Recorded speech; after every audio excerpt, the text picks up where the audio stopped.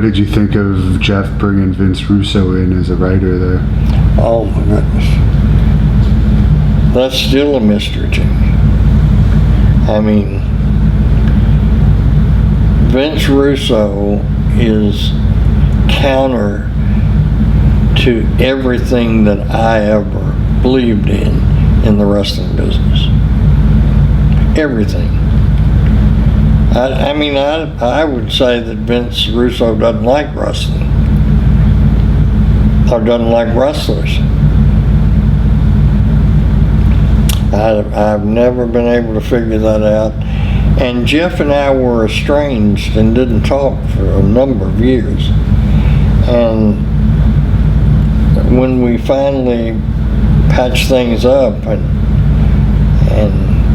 started our relationship back, one of the rules that I insisted on is that we never ever talk about wrestling. And we don't to this day. What led to that estrangement? Was that just out of the TNA fiasco with you? Well, my doctor came to me when I was still groggy in the recovery room, and he said, Jerry, I have held your heart in my hands. And first of all, you're an amazing physical specimen, or you wouldn't be alive. He said the amount of nicotine that you put in your body ought to kill a horse. And yet, that's not what's wrong with your arteries. Your arteries are classic stress-related contractions.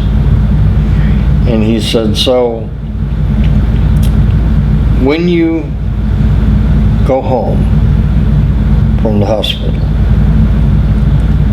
if your wife, and he said, really, your life depends on it, so think about it. If your wife is causing stress, leave her.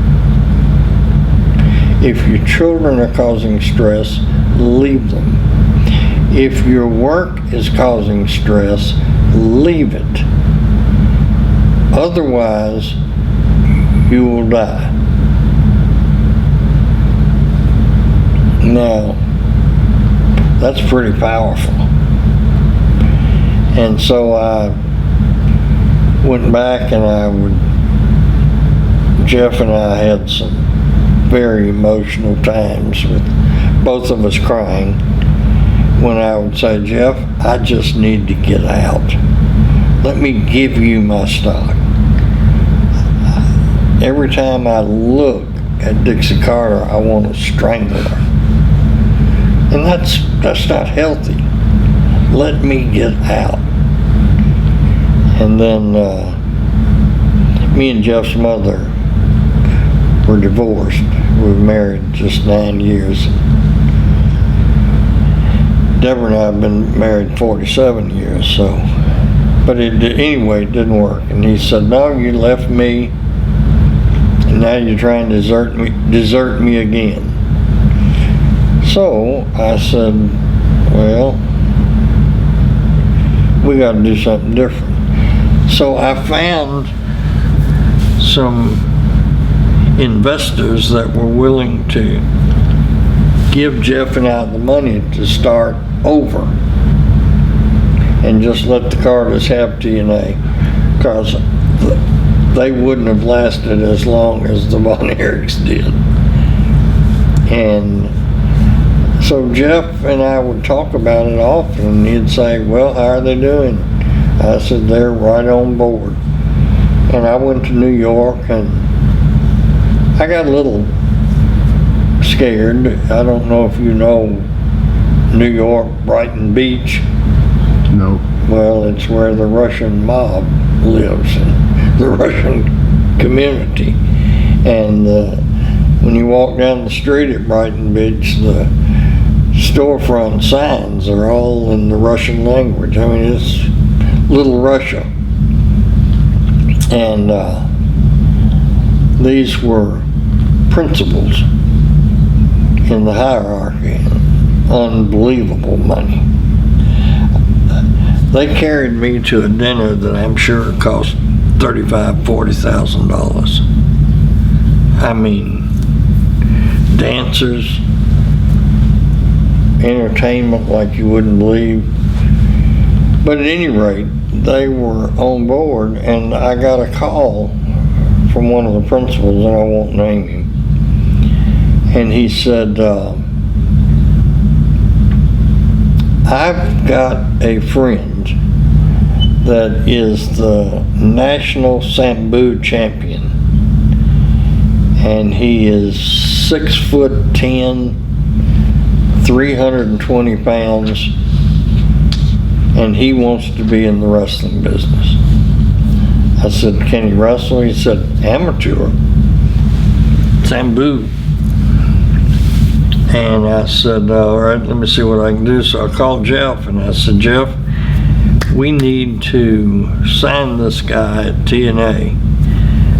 I said, he can live on about $1,000 a week. And I'll get him a place to live up here in Hendersonville, and I'll personally train him. And Jeff said, all right, let me talk to Dixie.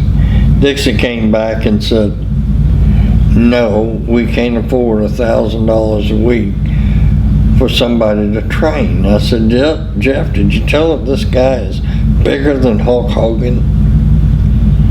He said, yeah. She just said, no, Dad. And I said, well, do you care if I call Vince McMahon? And he said, Vince won't talk to you. He hates me. I said, no, he likes me. He said, yeah, fine with me. So I called him. And Vince said, will you put your stamp of approval on him? I said, yes, sir, I sure will. He said, well, send him to the office and I'll sign him up and put him in school. So I called Jeff back and I said, Vince is going to take him. Okay. So Deborah and I took my daughter and her husband and our grandson to New York on a vacation. And I talked to my Russian friends and said, Vince wants to see him. Here's the number. Johnny Ace, you know. He said, have him call Johnny. Laryngitis. Yeah. And so he called them, and they said, yeah, come over. So Laryngitis then called me and said, Vince will send a plane after you. He'd like to see you and have you come with your Russian friend. And I said, I'm in New York. He said, why don't you run over with him? Vince would like it. So I said, okay. I mean, these people are doing me a big favor and sealing my relationship with wealthy Russians. And so I go over, and then Vince says, I think he said, Lawler told me that you really were trying to get out of TNA. I said, I am. He said, well, why don't we grin for the camera and I'll tell the world you're here. And said the goofy Panda Energy people will think there's a spy among them because they're really marks in our business. And I said, yes, sir, they are. And I thought, well, you know, this is a way for me to get out because they're liable to explode. Right. Because you couldn't get out of your deal with them? Well, every time I'd go to leave, Jeff would say, you're abandoning me. Right, I see. And it was, you know, shoot, you love your children, you don't want them to. So I thought, well, if they run me off, I'm not abandoning anybody. Well, exactly what Vince McMahon knew took place. Before I got back to the hotel in New York, they signed Wasn't his name Oleg? Oleg Prudius. Prudius, okay. Yeah, they signed him, and he was happy, and the Russians were happy. I got back, Jeff's calling me, and he said, "Boy, Bob Carter's mad." And I said, "I don't give a shit, son. Bob Carter may be the stupidest billionaire on the face of the earth, or he wouldn't be letting his daughter spend millions of dollars to play wrestling promoter." So then I come back home, and I'm on an excavator in Gallatin at a big project, about 300 home subdivision I'm building. And I'm riding that excavator, and you know, it's funny that I can mentally picture that right now. The sun is shining through the leaves, Okay. and it's kind of in the fall of the year, so some of the leaves are gone. And there's just, you know, it's like one of those pictures where you see all these rays, and they're like all around me on the ground. And my phone rings, so I stop my excavator. You know what an excavator is, the thing yes. with the big arm that did. And this was the biggest one they made. So I stop it, and it's Jeff, and Jeff says,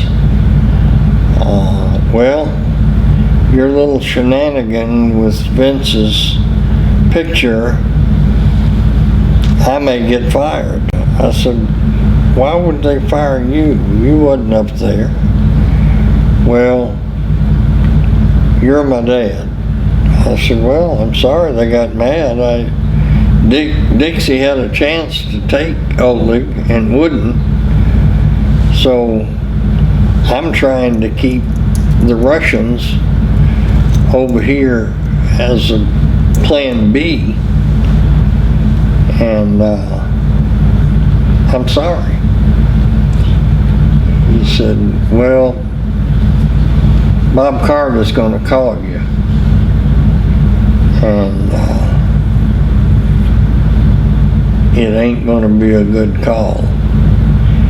And I said, "Well, I'm sorry." He said, "Well, you and I need a rest from each other." And I said, "You talking about business or personal?" He said, "Both." I said, "Well, I don't know